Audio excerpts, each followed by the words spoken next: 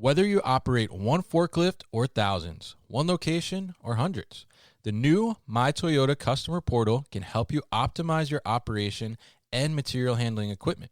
This one-stop, free-to-use platform is designed to help you take control of your information and make smarter decisions, all at the touch of a button. Register and access your data today at my.toyotaforklift.com. That's my.toyotaforklift.com. Welcome to the New Warehouse Podcast. I hope you have been enjoying the new website at thenewwarehouse.com. And if you have not checked it out, make sure you do.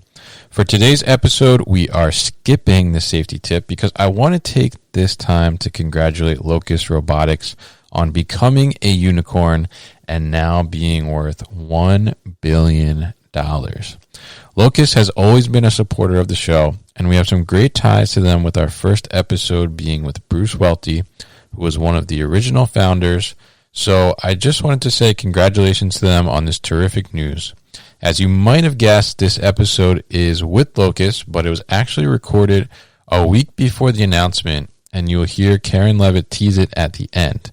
Funny enough, I actually mentioned them hitting 1 billion picks as their next milestone, but little did I know $1 billion would come first. So enjoy the episode as we discuss pandemic impacts and utilizing Locus bots for returns.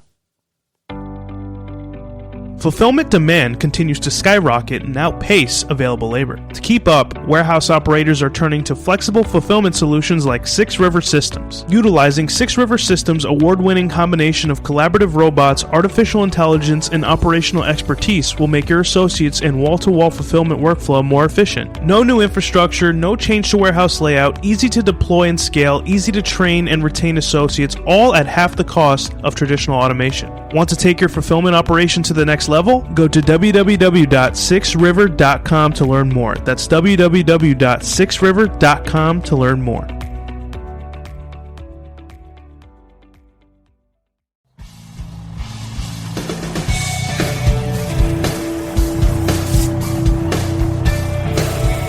The New Warehouse Podcast, hosted by Kevin Lawton, is your source for insights and ideas from the distribution, transportation, and logistics industry. A new episode every Monday morning brings you the latest from industry experts and thought leaders. And now, here's Kevin.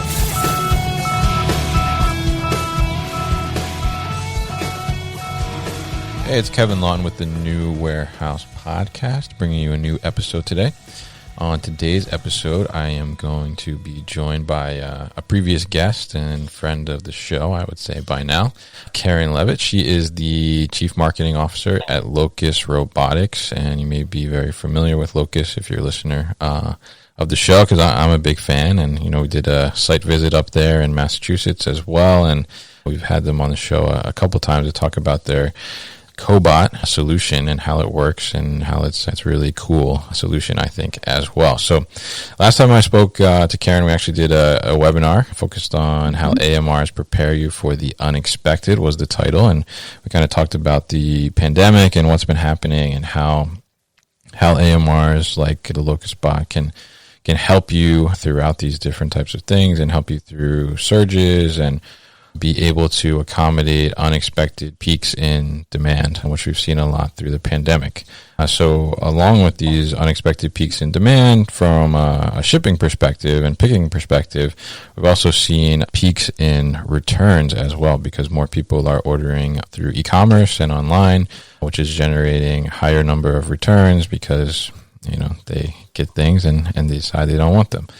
They also do some other things as well, which we're going to talk about, and Karen's going to explain to us today. But before we get into anything else, why don't we welcome Karen? So, Karen, welcome to the show. How have you been? Thanks very much, Kevin. I've been great. I've settled like everybody else. We at Locus have settled into the pandemic, now going on almost a year. Okay. And it's obviously been a unique experience for everybody. Obviously, in many ways, it's been heartbreaking, but for some businesses, the pandemic has actually been an accelerant. Ours is one of them. So it's hard to, for something that's hurt so many and taken so many lives, it seems a little callous sometimes talking about the business benefits of the pandemic, but sometimes these things do have a way of creating tailwinds for the business. And I think a lot of e-commerce businesses are seeing that. Right. Yeah, I think that you have a good point there about, it's this terrible thing. It's like this dark time kind of in history because, pandemic doesn't happen all the time, right? So it's something that hasn't happened in a very long time. And, it is dark for humanity as a whole, but I think it's the business side of things and, how you've talked about it. It's been an accelerant for some things, especially technology. Yes. It's a bright note on the fact that I guess we as a people, we're able to be resilient and be able to kind of take some kind of something tragic, I guess, in a sense, and be able to figure out how do we get through this and how do we help people be safer in an aspect, which is certainly the big focus on the pandemic is safety and being able to look at how do we get people more socially distanced, which a lot of the technology has focused on, especially the Locus bot as well. So what have you found that's been such a help to operations, I guess, on Locus's side? How have you been able to help your customers? Yeah, well, just actually as a side note, if we think about the last year, look at how many businesses, how many types of businesses have really transformed themselves. Yeah. Food delivery has taken off. Grocery shopping has become something entirely new. Entertainment has changed dramatically. And in my world of marketing, where we, have typically done trade shows and things like that, so many of those organizers have converted to virtual. And I think many of these new techniques for doing things are going to stick around with us. Even when they're no longer required because of a pandemic, I think people are going to really embrace the convenience of some of these methods of doing business. And I think the same is going to be true of e-commerce. You and I are both in the thick of the technology world. I'm sure that you're probably an avid e-commerce shopper. I certainly have been for 2 decades now. But the fact is, a year ago, in January and February of 2020, still only 11% of all retail sales in North America were made through e-commerce. And that's been growing. It's been growing for years, 10% year over year, but it still had only penetrated to 11%. And this past year, in the quarter that ended in June, that shot up to 16%. It may not seem like much, but it's a 40% leap over where it had been. And I think there are a lot of people who were really sort of first-time e-commerce shoppers, as hard as that is to believe. I don't think they're going to give it up, even when the world returns to a more traditional sense of normal. So I think there are a lot of things that are going to be with us for a while. And we are, as you said, we're really witnessing the ingenuity of humans to find the good in the bad. And be very creative about coming up with business ideas, technology, and so forth to take advantage of the world that we're living in now. And it's in some ways, it's really refreshing and positive, even while we're dealing with this heavy cloud hanging over us.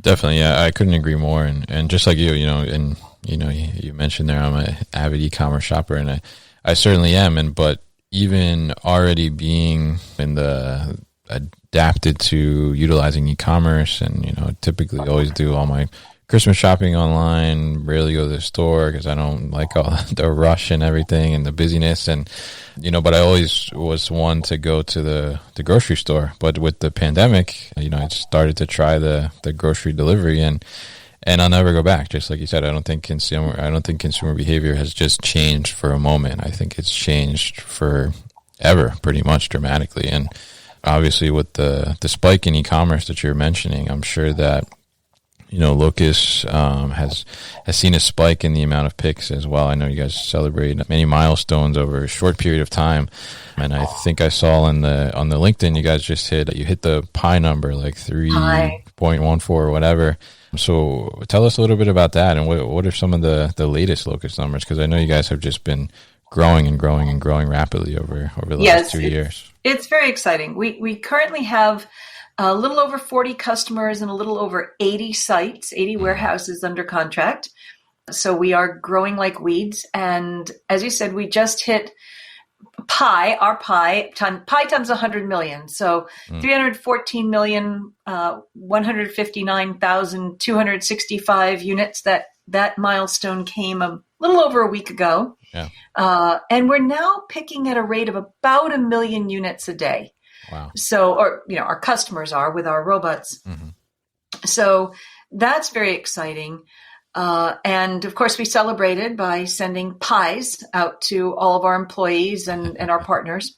So everybody got cherry pie for that. So we're a little early on the calendar. Usually Pi Day is celebrated March 14th, 314. Yeah. But our Pi Day came a month early, and it's very exciting, and it's just all uphill from here, or uphill in a good way. It's all of our numbers are going up and to the right, as we like to say. So definitely, yeah. And I think you mentioned the increase in e-commerce earlier, but I think looking at the number of picks that just you guys are doing, it gives you some perspective of just how much that means, and it's really incredible to see the growth. And I'm sure in a short matter of time, probably before the end of the year, you guys will be hitting 500 million picks, and that'll be really exciting. And then it's on to a billion. It takes a while.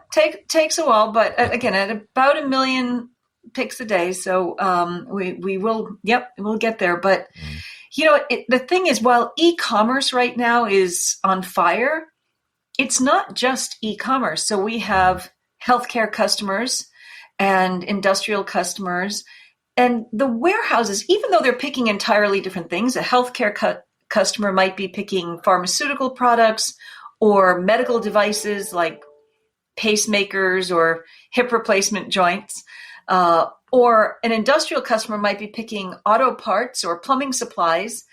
Their warehouses essentially all look alike. It's just a matter of what's in the bins that differs. And when the pandemic first hit, we did see a little bit of a dip in industrial picking. People got off the road; they weren't driving so much, so we did see a little dip there. That has recovered, but healthcare sites have gone up. Although, again, initially when people were not doing elective surgeries, we saw some of the elective surgery gear picking drop a little bit, but that returned. Pharmaceuticals are still getting picked. So e-commerce is certainly leading the way, but the other categories are really growing as well. And everybody is recognizing the need for automation in the warehouse.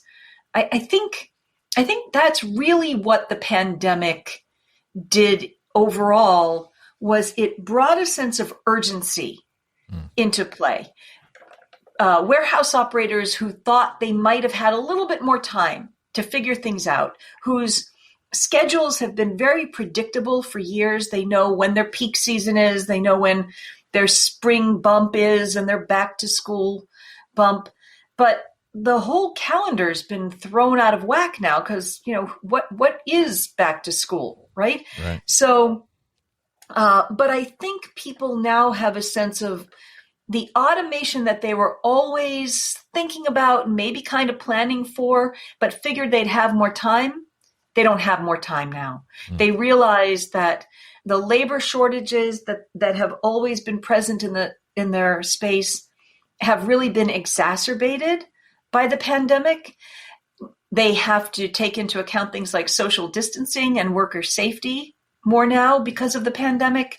And warehouse space is getting tighter and tighter in terms of availability. So now there, as I said, is a sense of urgency, and operators are feeling as if they really have to move now to be not just ready for peak season, but to be able to handle the volumes throughout the year. And as you alluded to earlier, and to prepare themselves for the unexpected. Now, the unexpected has become our new normal, and we have to be ready for it. Yes, definitely. And I think that's a great way to put it, is how to be ready for it now. And, like you said earlier, I mean, I think it's just proven the ingenuity that we have. And, especially in the supply chain has become such a focus during the pandemic, because it's really, I guess the initial trigger was, everybody couldn't find toilet paper. But the reality is that the supply chain was keeping things moving so well. And then when it kind of came to a halt in some sectors, it really kind of shined and showed people, why the supply chain is so important, which I think working in the supply chain, we know internally that, when everything is working well, you don't hear anything. And then as soon as something goes wrong, you hear all about it. So it's pretty interesting how that's happened. And now, talking about one part of the supply chain, and we kind of touched on the e-commerce spike, but on the reverse end, and kind of the reverse logistics, talking about returns, there's also been a huge spike in returns because of so many things being ordered online. And I think there's something that maybe could shed some light on a little more called bracketing, which people are doing now. What is that? Well, we don't go into retail stores anymore, so we don't go into dressing rooms anymore. Right. Our homes have become our dressing rooms, which means that when you order something online, you're not only ordering the size you think you probably are, but you might order a size up and even a size down. So that's what the retailers are calling bracketing. Mm-hmm. And so they're shipping out 3 items to consumers who they're pretty sure are just going to keep one of those items. Mm-hmm. And in the past, when retailers were shipping from their warehouse to stores for store replenishment and consumers were buying in the store, consumers would try it on in the store, and all of the sizing decisions would take place locally at the store level. And they could rely on the retail labor to make sure that the inventory was kept in stock, available for sale, so that they could maximize their sell-through on these SKUs. Now that they're shipping direct to consumers, they're shipping out, say, 2.5 to 3 times the number of SKUs per order, knowing that half to a third of the order to 2/3 of the order is coming back, and they can't treat those items as disposable anymore. And when I say disposable, I don't mean truly disposable, but these are items that they really need to get back into inventory so they can sell them. Right. Most retailers are giving very generous return policies on doing takebacks from consumers, 30 days typically. And so by the time the goods come back into stock, there may be very little shelf life left in the season for that item. So they really want to make sure they're getting these items back in stock and replenishing their shelves. In addition to not just returns, but then of course, replenishment of new merchandise going onto the shelves. So it used to be you could do returns on the third shift, on the graveyard shift. Right. You could do all of your outbound picking during the day, get everything on trucks, and then you'd wait until graveyard shift to do replenishment. But the volumes now have really spiked. And so what automation is allowing, and what Locus robots in particular are allowing, is for warehouse operators to interleave these practices. Of course, during the day, before your truck cutoffs hit, you want to prioritize your outbound fulfillment. Mm-hmm. But as it starts to get later in the afternoon, you want to make sure you're getting the shelves restocked so that you can put merchandise back into inventory. And having the flexibility, and that's a word that I know you hear me use a lot, and I'll use it here again, is having the flexibility to interleave these processes, to turn them on and off and set the priorities for them in a manner that fits whatever the current situation is in the warehouse, is really critical for the warehouse operator to be able to say, all right, you know what, let's let's keep things moving in both directions. And the Locus solution will actually make recommendations on that. If it starts to see a lull in the picking, it might tee up some putaways to go out into the aisles. And the associates working in the aisles, they just approach a robot. Right. They don't necessarily know or care that robot 1 wants to have an outbound pick made and robot 2 wants to have a put away done. They're just working alongside the robots, taking their instructions from the robots. And it's really a beautiful and very highly productive ballet between robot and human. Very interesting. We're often, I guess, focusing on talking about the picks, with Locus and in previous discussions, and so it's interesting to hear how it can be used on the reverse end as well. So you talk about the orchestration of the robots, and they will decide kind of on their own. It sounds like when maybe it's a good time to do some put away for returns or maybe something else. Now, is there potential for the Locus bot to also do a return and a pick like in the same path? Say it comes to, I guess, a picker and it has something on the bot in a bin to put away, and then the person is in that zone or location already. Can it also trigger them to now take a pick from that area too? We'll be back after a quick break. You hear a lot about supply chains these days, because if the past couple years have taught us anything, it's that an efficient, well-managed supply chain is absolutely critical to keeping businesses successful and consumers happy. I'm Will Haywood, and I host a podcast called All Business, No Boundaries, where we talk about supply chains, how they work, what happens when they don't, and the innovations that are redefining what's possible in the world of logistics.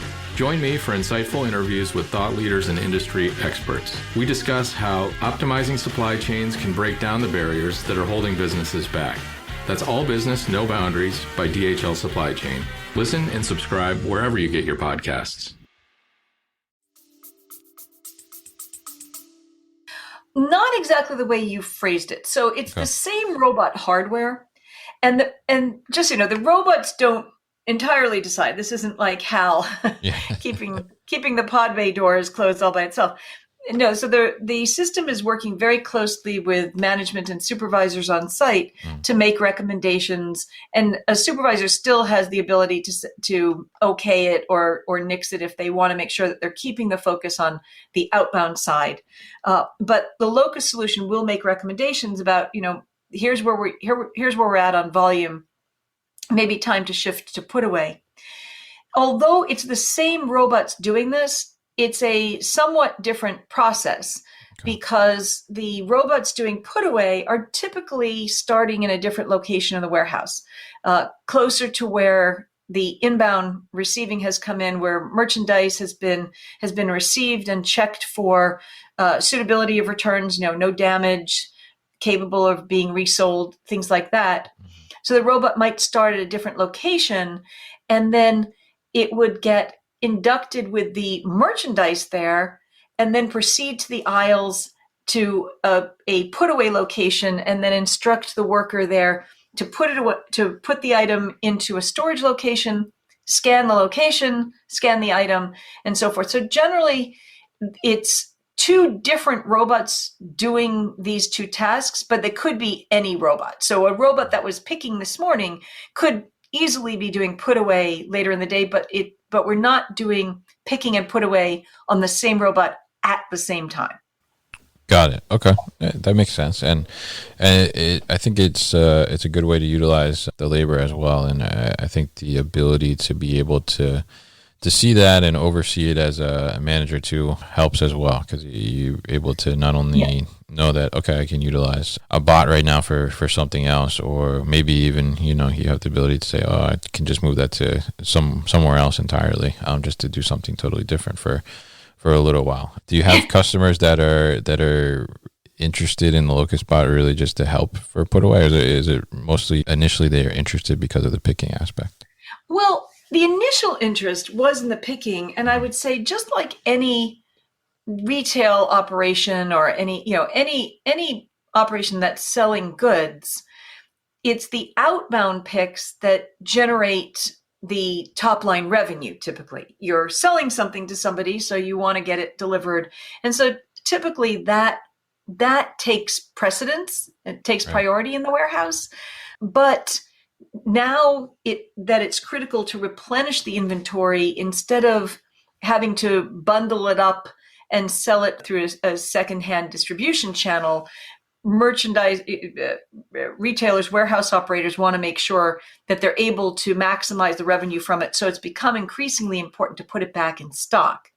And as you said, it doesn't just make the best use of the labor, but it also allows you to extend the use of the robots.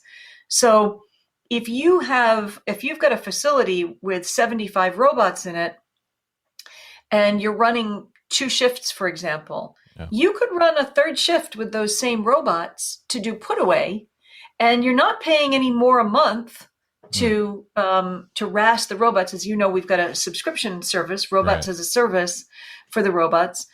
So if you can get a 3rd shift of operation out of the robots, you're getting 50% more productivity out of the technology that you are already using for your picking.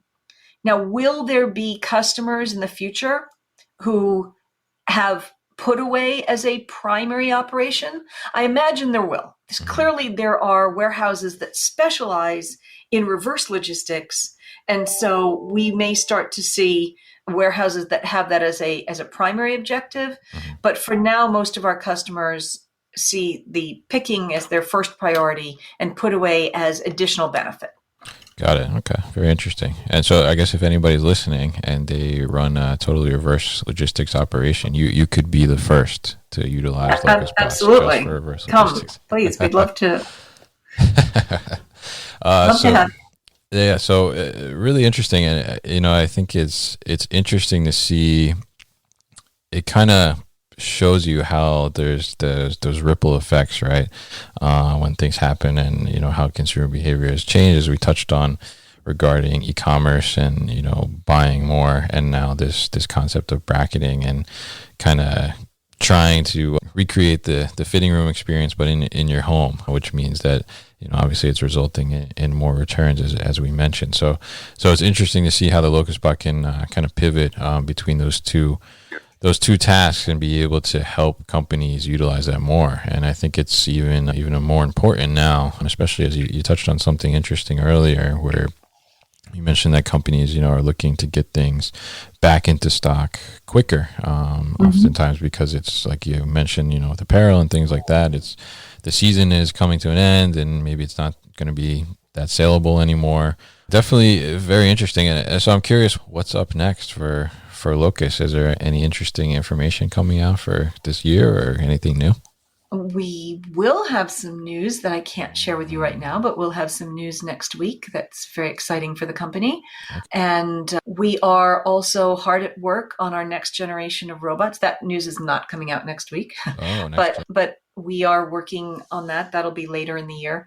And we're always adding functionality to our solution, whether it's sort of mainline functionality, like say picking and put away, or additional features to build out our business intelligence functionality. So new dashboards, new reporting. Our customers are really making use of the real-time business intelligence that they get from our product, not just to look at, what happened yesterday or what happened last week, but what is happening right now. How do I manage my floor right this moment? How do I make sure that labor is in the right place, that I'm resolving any congestion issues and so forth? And these are critical dashboards that are keeping these operations flowing as smoothly as possible. And that's functionality we have coming out all the time. So I think you'll hear quite a bit from us over the course of the next few months. And I apologize, I'm not trying to be coy here, but stay tuned, Kevin. Okay. Definitely. And I want to thank you for coming on the show again and talking to me again. I love talking to you guys over at Locus. So it's been really interesting, and we'll definitely put up some links to some of the news that will be coming out at thenewwarehouse.com. What's the easiest way for people to find out more information about Locus? Always to come to locusrobotics.com or follow us on Twitter and LinkedIn. And, and Kevin, it's always a pleasure talking with you as well. Thanks so much for having me today. Definitely. Always happy to have you on. Thank you for coming on the show. You've been listening to the New Warehouse Podcast with Kevin Lawton. Subscribe and check us out online at thenewwarehouse.com.